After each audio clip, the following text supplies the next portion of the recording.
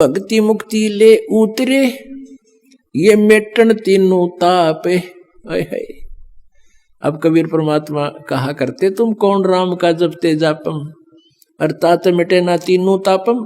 तुम श्री राम श्री कृष्ण की भक्ति करते हो, उनको 3 ताप के अंतर्गत श्राप लगा हुआ था।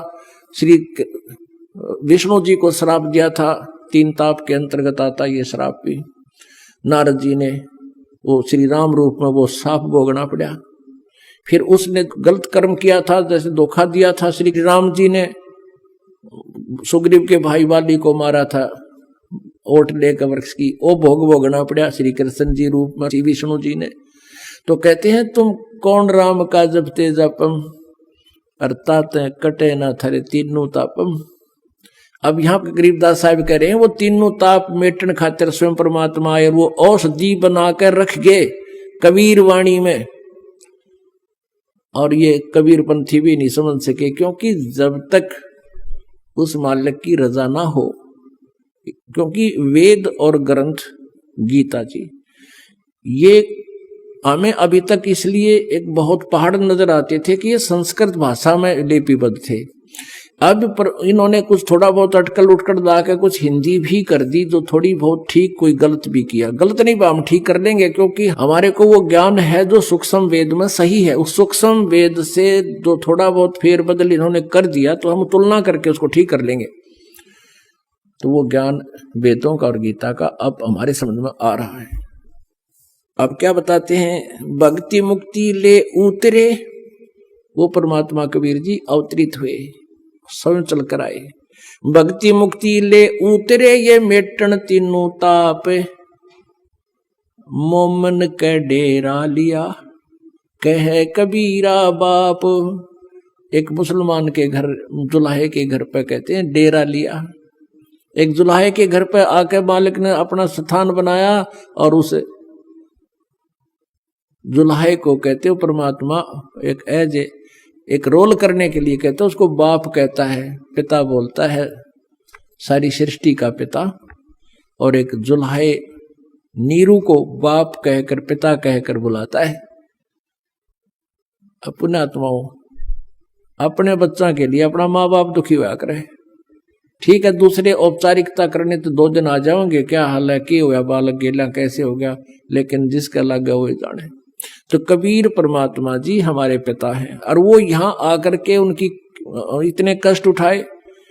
अभी 5 दिन के अंदर आपको परमात्मा की लीलाएं सुनाएंगे, कैसे कैसे जुल्म किए इन अज्ञानी अनाड़ी ब्राह्मण गुरुओं ने, ऋषियों ने, और काजी और मुल्लाओं ने कैसे जुल्म करवाए उसके उनके ऊपर। फिर परमात्मा थे, उनका वो बिगाड़ कुछ नहीं सके। फिर इतना कष्ट वो किस लिए सहन कर रहे हैं, उनका क्या उद्देश्य यहाँ आने का, क्योंकि हम उनके बालक हैं, हम उनके बच्चे हैं। चींटी से लेकर हाथी तक, एक गरीब से लेकर अमीर तक, रंग से लेकर राजा तक, हम सभी उसी के बच्चे हैं। और वो अपने बच्चों को यहाँ से निकालने आता है कि तुम मेरे साथ चलो, वहां सुखी हो जाओगे। जब तक तुम सुखी नहीं होगे तो मैं चैन से नहीं रह सकता। तो ऐसे ही ये काल जो है कि विलियन का रोल कर रहा है, ये परमात्मा ने वहां से निकाल दिया था। ये उसका प्रतिशोध ले रहा है कि इसके बच्चों को इतना काल कर दूं कि वो भगवान चैन से ना रह सके। आज हमारे को गधा बना रखा है, कोई गधी बना रखी है, किसी ने सूर बना रखा है, गोबर खुआवे, टांग कट गई, आंख फूट गई, किधर बाहर घूम रहे हैं, ऊपर से ओले गिर जाते हैं, फोड़ देते हैं सर ने, कोई प्रोटेक्शन नहीं, कोई रहम नहीं यहाँ पर।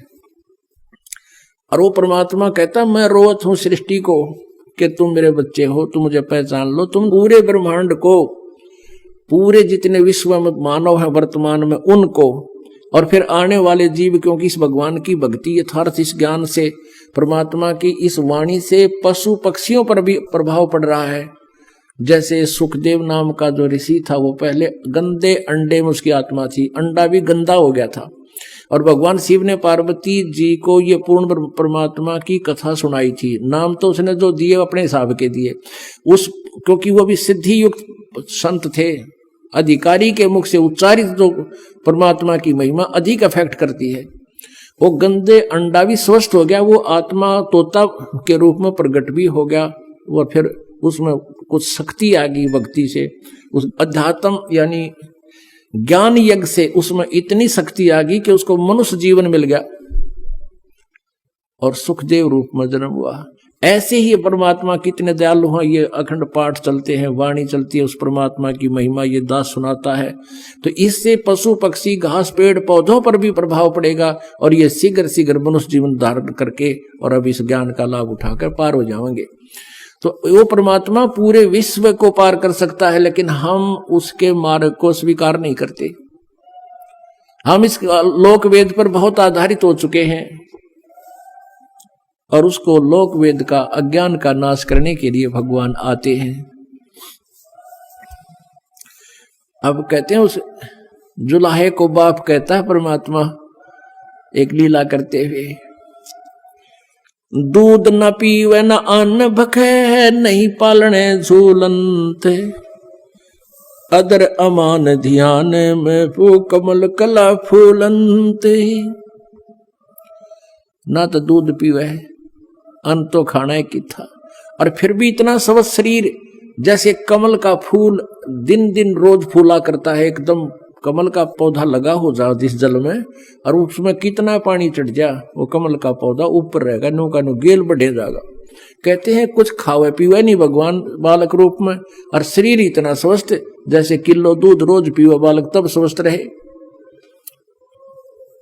दूध न पीवे न अन्न बखे, नहीं पलने झूलंते, अदर अमान ध्यान में वो कमल कला फूलंते। कोई कह छल ईश्वर है, कोई किन्नर कहलावे, कोई कहे गण ईश कहा जो जो मात रिसाए। ये कोई तो कहे यो ईश्वर नहीं है, यो तो कोई छल है, कोई कहे यो किन्नर है, यानी भूत बात है। तीन बातों से वो बड़ी दुखी होती है नीमा।